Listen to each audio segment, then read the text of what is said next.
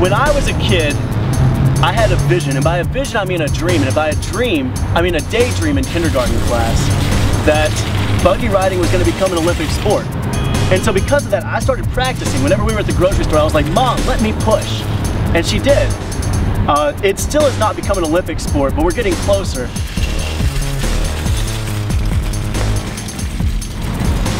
You know, my advice for people just starting out in this sport would be, don't do it.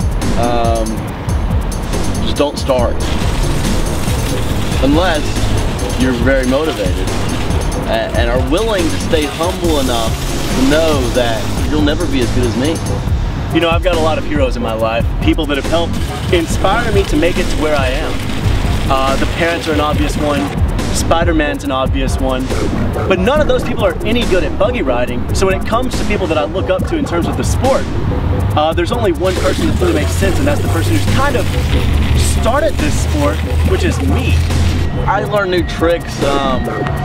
My method is just to get inspired, usually by nature, you know, trees and birds and the polar bears that drink Coke and have a smile. But then I realized those polar bears are brutally murdering seals for lunch, and you know, that bloodbath is what really keeps me going. The bloodbath is what inspires me to just destroy my opponents. A good buggy team is a lot like a good bobsled team. There's the unfiltered trust in each other, the synchronicity in each other's movements. If you fall, you know that you'll be able to lift it right up and put it on your shoulders and carry it across that finish line. It's magical.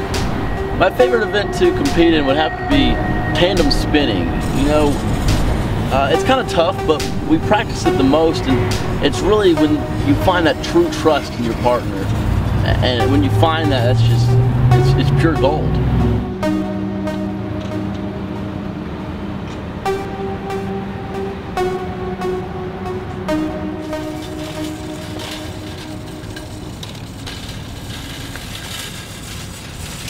Oh God. Get out!